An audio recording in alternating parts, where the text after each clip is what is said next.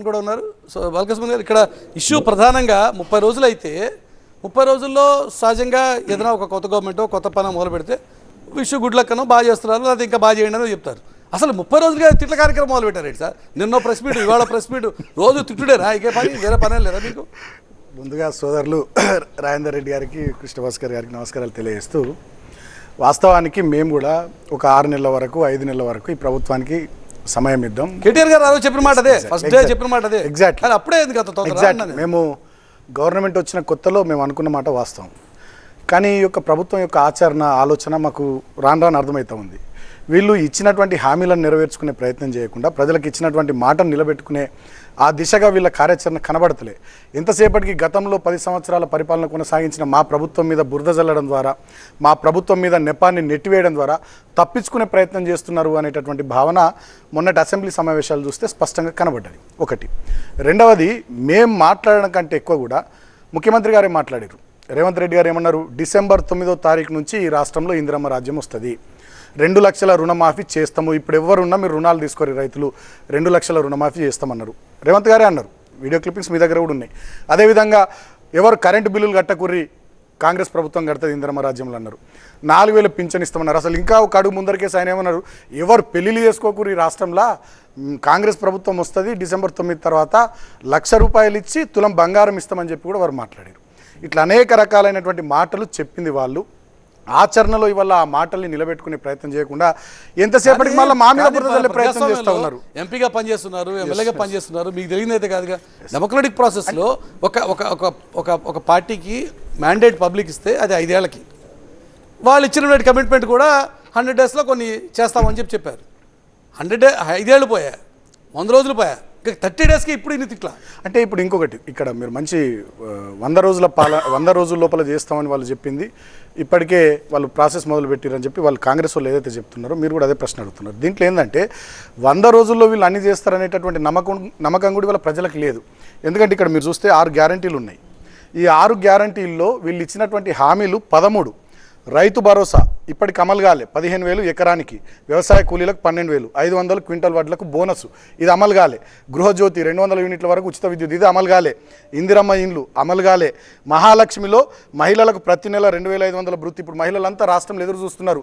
నెల అయిపోయింది, 2,500 కాదు కదా, 500 రూపాయలు కూడా ఏ మహిళ తల్లికి రాలే.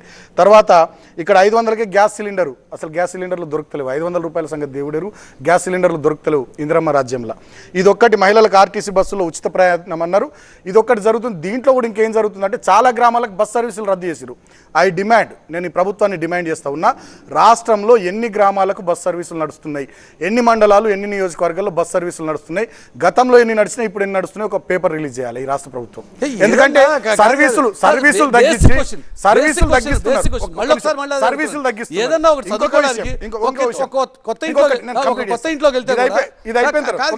సామాన్య ప్రజానికి కూడా వస్తున్నటువంటి డౌట్, కొత్త ఇంట్లో పోయినా కూడా చదువుకోవడానికి 1-10 రోజులు పడుతుంది. మొత్తం అన్ని కాదు చూసుకోవడానికి, ఇరుగు పొరుగు వ్యవహారాలు అసలు ఏమున్నాయి ఏం లేవు అని ఒక కొత్త ఏరియాలోకి మనం వెళ్తే, అలాంటిది ఒక కొత్త ప్రభుత్వం ఆల్ టుగెదర్ తెలంగాణ రాష్ట్రం ఏర్పడిన తర్వాత ఫస్ట్ టైం కాంగ్రెస్ పార్టీ రావటం, కొత్త రాష్ట్రంలో 10 ఏళ్ళు మీరే ఉన్నారు, కొత్తగా వచ్చారు. అది కనీసం కొద్దిగానే ఓపిక పట్టే ఇది ఉండదా మీకు? మంచి మాట మాట్లాడారు. మరి ఈ ఓపిక కాంగ్రెస్ వాళ్ళకి ఏమైందండి నేను అడుగుతున్నా.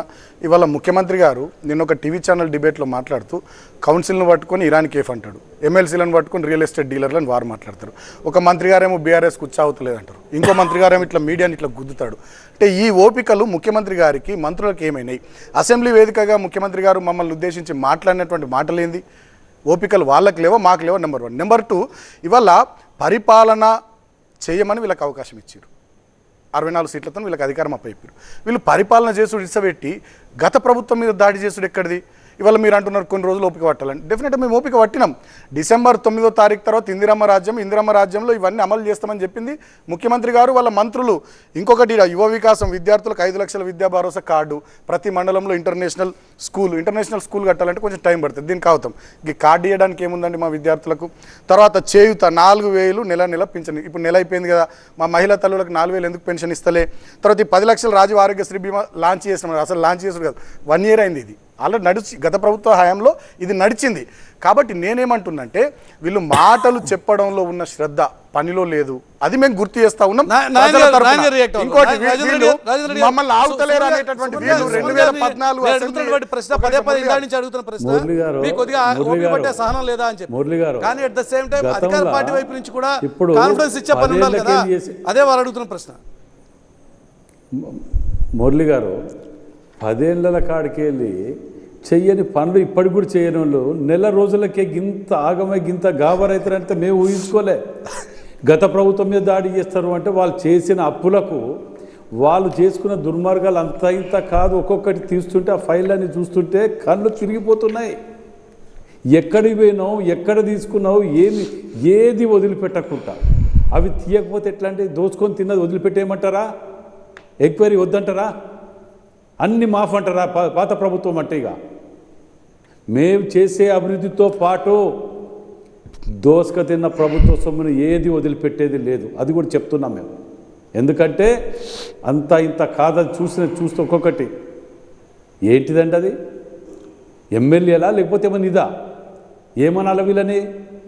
పాత పట్టుకోవాల్సిందే సార్, తప్పులు ఉపేక్షించాల్సిన అవసరం లేదు. కానీ తప్పులు పట్టుకునేటువంటి క్రమంలో తప్పులు మాత్రమే ఎంచుతూ గత ప్రభుత్వ పాలన మీద మాత్రమే దాడి చేస్తూ ఈ ప్రభుత్వం చేయాల్సిన కార్యక్రమాలు వాయిదా వేస్తుందా అనేటువంటి ఒక ఫీల్ కూడా రాకుండా చూసుకోవాలి మీరు. మురళి గారు నెల రోజులండి మేము అయింది. అరే నెల రోజులకే గింత గాబరైతే ఎట్లా అండి? మేము ఇచ్చిన టైము 100 రోజులు, గ్యారంటీ కార్డు మీద పెట్టింది 100 రోజులు, చదువుకోమని రాకపోతే ఇదేం పద్ధతి? ఇది 100 రోజులకి మాకు అనుమానం వస్తే, మీకు అనుమానం వస్తే దాచిపెట్టుకోండి, మాకేంటిది? మాకేసిన ప్రజలకు మేము జవాబుదారులో, ప్రజలకు మేము బరాబర్ చెప్తాం. 100 రోజుల తర్వాత వాళ్ళు పెడితే అడుగుతారు కదా మమ్మల్ని, ఊర్లలోకి రాణిస్తారా? వీళ్ళెట్టనండి 100 రోజులు నిజంగా నేను ఎక్కడ చూడలేదండి. తట్టుకోలేకపోతున్నారు ప్రతిపక్షం విపక్షం. ఇక వీళ్ళు కలిసి చేసిన వాళ్ళే, కొత్త ఏం కాదు మనకది. ఇన్ని చేసారు కదండి. నేను ఒక్కటి అడుగుతా, బీజేపీ వాళ్ళు పూర్తి ఆధారాలు ఉన్నాయి, ఇవి ఉన్నాయి మొత్తం ఇక రేపే అరెస్ట్ చేస్తానో మాపే చేస్తానో చూపించి ఎందుకు అరెస్ట్ చేయలేకపోయారండి? ఎక్కడ పోయిన సాక్ష్యాలన్నీ? అంటే వీళ్ళు 9.5 ఏళ్ళు కలిసి సంసారం చేసి డిమానిటేషన్, జిఎస్టీ ప్రతి దాంట్లో అందరికంటే ముందు ఇండియాలో బిల్లు పెట్టి సపోర్ట్ చేసిన వ్యక్తులు వీళ్ళు. లాస్ట్ 6 నెలలు నేను కొట్టినట్టు చేస్తాను, నువ్వు ఏడ్చినట్టు చేయని చెప్పి పంచాయతీ పెట్టుకున్నట్టు, విరోధులమైనట్టు ఓ పబ్లిక్ని కన్ఫ్యూజ్ చేస్తానికి ప్రయత్నం చేస్తే పక్క కూర్చోబెట్టారు. ఇప్పటికి కూడా ఇంకా రాకపోతే మీరు ఎట్లా ఓపిక పట్టాలి? ఓకే, ఇమ్మీడియట్ గా మనకి రాబోయేటువంటి పరీక్ష పార్లమెంట్ ఎన్నికల్లో అవునన్నా కాదని ఈ ప్రభావం ఖచ్చితంగా ఉంటుంది. మీ పార్టీ వైపు నుంచి అప్పుడే వినిపిస్తున్నటువంటి మాట పార్లమెంట్ ఎన్నికల్లో బీఆర్ఎస్ బీజేపీల మధ్య ఉన్న నెక్సస్ బయటపడబోతోంది అని చెప్పి. నిజంగా అలాంటి పరిస్థితులు ఉన్నాయా? అప్పుడే రాజకీయం మొదలైందా ఈ కొత్త ప్రభుత్వంలో?